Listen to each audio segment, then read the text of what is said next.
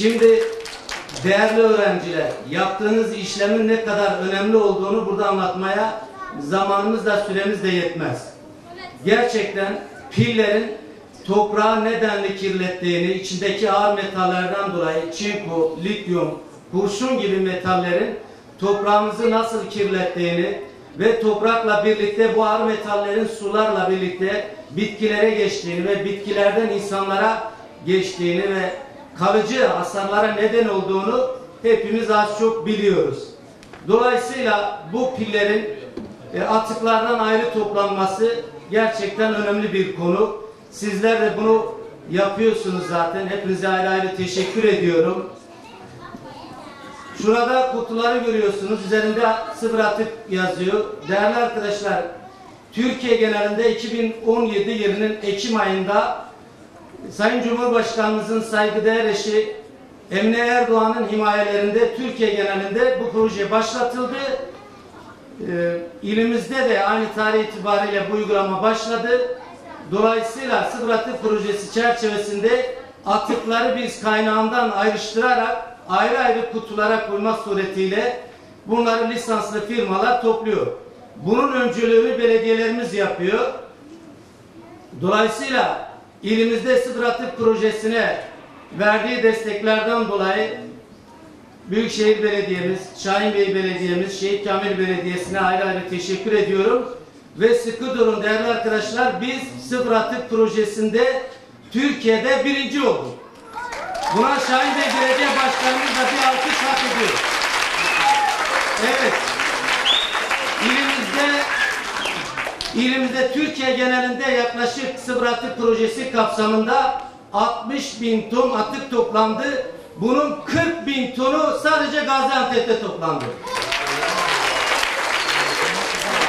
Sözü fazla da uzatmak istemiyorum. Ev sahibine bırakmak için şimdiden hepinizi saygıyla, sevgiyle selamlıyorum. Allah'a emanet olun. Şahincan alkışlarınızla bize üçüncü sahneye geliyor. Evet, bayrakları gördüm sevgili çocuklar. Şimdi Şahincan'ın temini söylüyoruz. Kişi mutluluk verendi.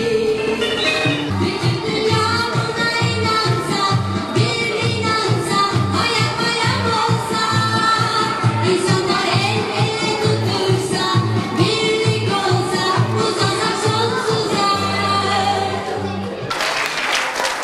Evet, çok teşekkür ediyoruz Şahincan'a.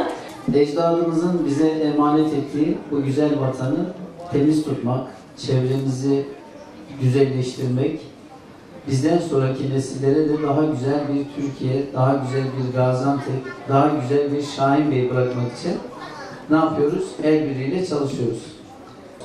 Pillerin içerisinde kimyasal maddeler var, zehirli maddeler var. Onlar toprağa ve suya karıştığı zaman ne oluyor? Toprağımızı, suyumuzu kirletiyor.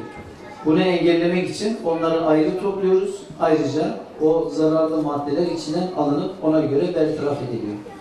Şimdi bu konuda kaç yıldan beri yarışmalar yapıyoruz. Şu ana kadar bakıyorum rakamlarıma 14.083 kilogram pil toplamışız. Atık pil. Bunları kimin sayesinde topladık? Sizlerin sayesinde. Şöyle kendinizi güçlü bir alkışlayın bakalım. Şimdi bizim bu yarışmamıza birçok okul katıldı. İlkokullar, ortaokullar ve liseler. Peki ilkokullar mı çok topladı, ortaokullar mı, liseler mi? Evet. İlkokullar bu konuda daha duyarlı. Ve ilkokul öğrencilerimiz en fazla pil toplayan okul grubumuz. Onun için ilkokul öğrencilerimize şöyle bir alkışlayalım. Gençler maşallah daha duyarlı. İlkokul öğrencileri bu konuda gayretli olduğu için onlara bir hediyemiz olacak. Demin ne söyledik? Sağlıklı beslenme için sizlere bakın şöyle beslenme kabı yaptırdık. Burada gösteriyorum. Bütün ilkokul ve ana sınıfı öğrencilerimize bundan birer tane hediye edeceğiz. Şimdi ben yarışma sonuçlarını açıklayacağım.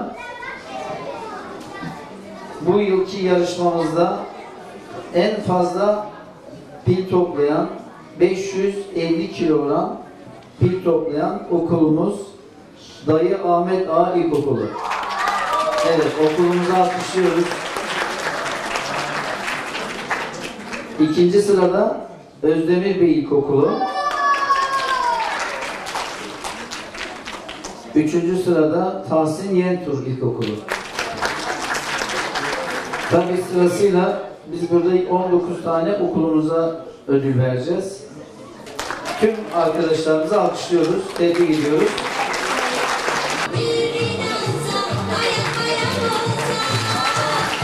Evet, alkışlıyoruz. Dayı Ahmet Ağa İlköğretim Okulu'nu birinci oldular. Atatürk toplamada tebrik ediyoruz kendilerini. Teşekkür ederim. Sevgili çocuklar, üçüncü olduğunu tebrik ediyoruz sizleri de.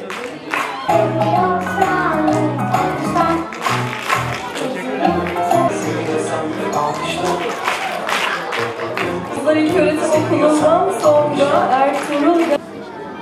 Evet, gülümsüyoruz sevgili çocuklar. Seviyorsan alkışla. Tebrik ediyoruz hepinizi.